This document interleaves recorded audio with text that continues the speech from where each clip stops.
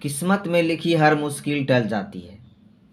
किस्मत में लिखी हर मुश्किल टल जाती है। यदि हो बुलंद हौसले तो मंजिल मिल ही जाती है।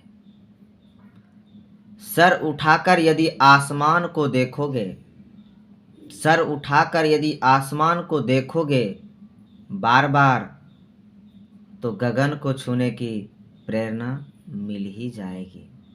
तो हेलो बच्चों, welcome back my YouTube channel अपना गुरुकुल पटना।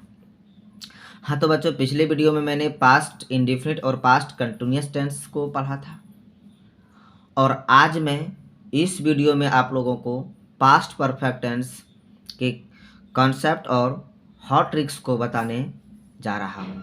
तो यदि आप हमारे चैनल पे नए हैं तो हमारे चैनल को सबसे पहले सब्सक्राइब कर लें और लाइक करके अपने दोस्तों में शेयर कर दें बच्चों। तो चलते हैं हम पास्ट परफेक्ट टेंस को समझते हैं। तो पास्ट परफेक्ट टेंस 3 शब्द से मिलकर बना है। टेंस का मतलब कार्य, परफेक्ट का मतलब पूर्ण रूप से समाप्त हो जाना, और पास्ट का मतलब भूतकाल। तो वैसा कार्य जो भूतकाल में ही किसी निर्धारित समय में समाप्त हो गया हो, पास्ट परफेक्ट टेंस कहलाता है। निर्धारित समय का मतलब क्या, हमें पता हो कि वह कार्य भूतकाल में हुआ तो कब हुआ। बात समझने का कोशिश कीजिएगा बच्चों। तो इसके साथ या तो कोई सेंटेंस जुड़ा हुआ रहेगा, एक्स्ट्रा सेंटेंस, 2 सेंटेंस वाला वाक्य बनेगा, या तो इसके साथ कोई ना कोई टाइम रहेगा बच्चों। इसका स्ट्रक्चर तो आपको हम पहले ही बता चुके थे कि परफेक्ट टेंस को कौन रिप्रेजेंट करता है, V3। और V3 अकेले नहीं आता है बच्चों, हैड के साथ आता है, यानी हैव ग्रुप के साथ। यदि पास्ट में होगा तो हैड के साथ आएगा। तो ये हो गया आपका स्ट्रक्चर बच्चों। इसके बाद निगेटिव सेंटेंस के स्ट्रक्चर के बारे में बात करेंगे तो subject plus head plus note plus V3 plus other word हो जाएगा, या तो ऑब्जेक्ट बच्चों।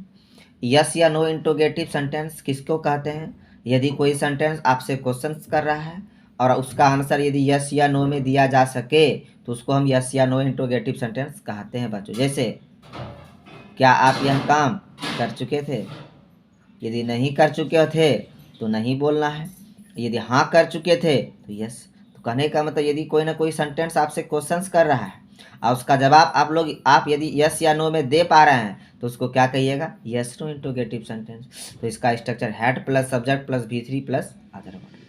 WH इंटरोगेटिव सेंटेंस किसको कहते हैं बच्चों, तो यह भी एक प्रकार का इंटरोगेटिव सेंटेंस ही होता है। देखिए इंटरोगेटिव 2 शब्द से बना है, पहला इंट्रोगेट और दूसरा क्या, इव का मतलब होता है वाला, इंट्रोगेट का मतलब प्रश्न पूछना। तो इंट्रोगेटिव, जितना भी इंट्रोगेटिव सेंटेंस हो तो आपसे प्रश्न ही पूछेगा।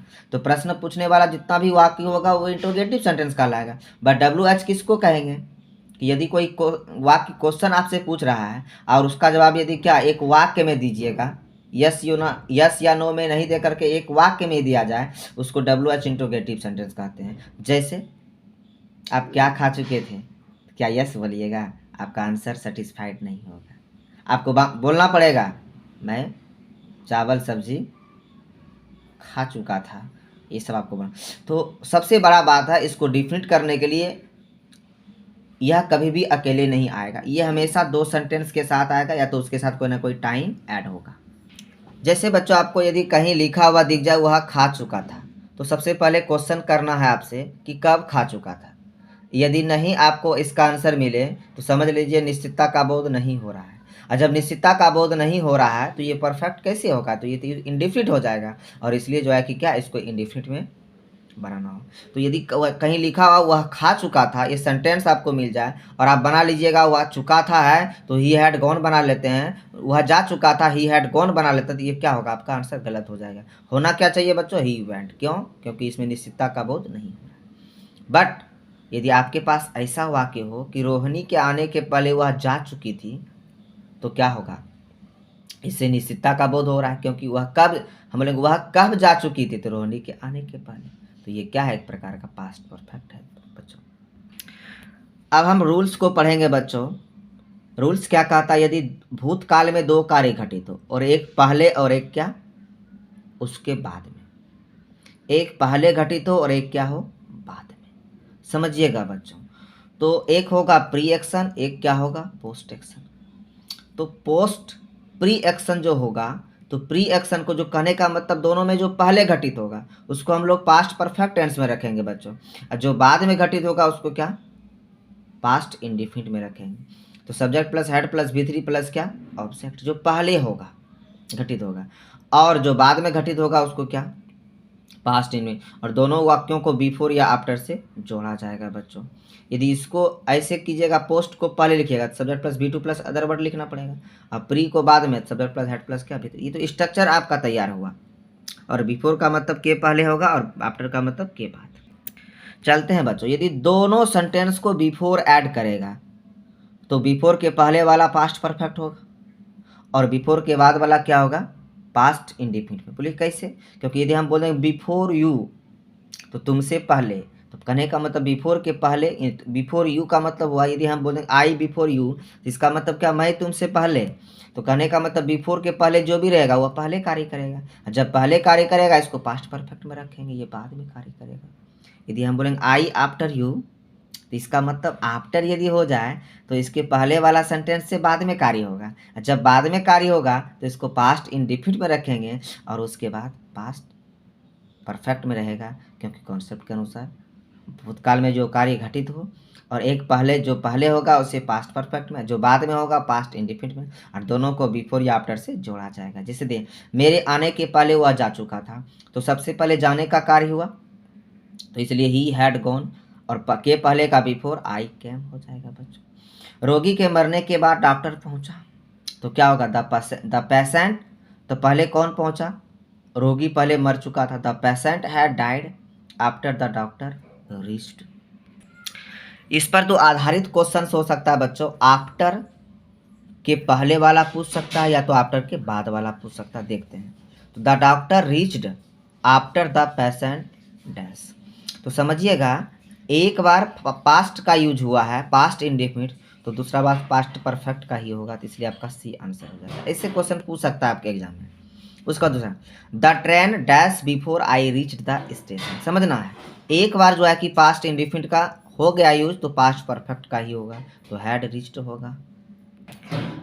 दूसरा रूल्स है बच्चों, यदि वैन आए, वैन के साथ पास्ट इंडेफिनिट आता है, उसके पहले वाला पास्ट परफेक्ट, ये आपको याद रखना है।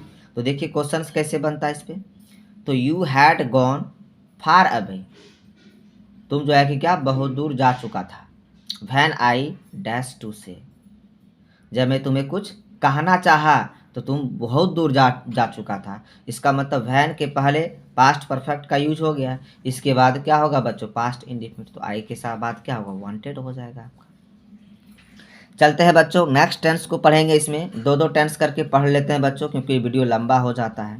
पास्ट परफेक्ट कंटिन्यूअस टेंस, तो पास्ट परफेक्ट कंटिन्यूअस टेंस किसको कहते हैं बच्चों, वैसा कार्य जो भूतकाल में शुरू होकर भूतकाल में ही कुछ समय तक चलकर भूतकाल में ही समाप्त हो जाता है, तो पास्ट परफेक्ट कंटिन्यूअस टेंस कहलाता है। जैसे सीता 4 दिनों से रामायण पढ़ रही थी, इसका मतलब इस सेंटेंस से हमें पता चल रहा है कि सीता अब रामायण नहीं पढ़ रही है, पढ़ रही थी।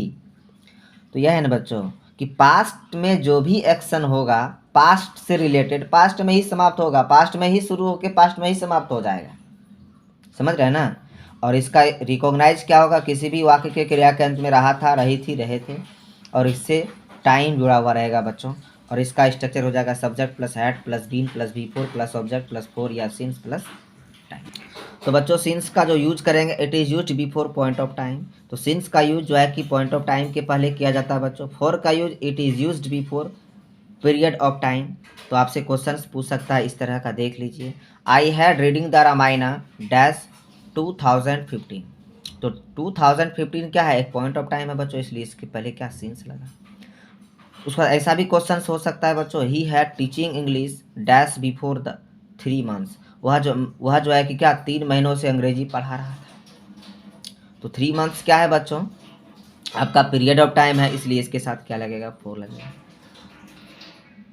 अब बच्चों मैं फ्यूचर टेंस को मैं अगले वीडियो में कंप्लीट करूँगा, और आप हमारे वीडियो को देखें अच्छी तरह से, और इसी तरह मैं आपको वीडियो बना करके देता रहूँगा और आपकी सेवा करता रहूँगा बच्चों, और आप भी हमें सपोर्ट करें और हमारे जो है कि चैनल को सब्सक्राइब करें और शेयर करें अपने दोस्तों में। थैंक यू दोस्तों, फिर मिलेंगे अगले वीडियो में।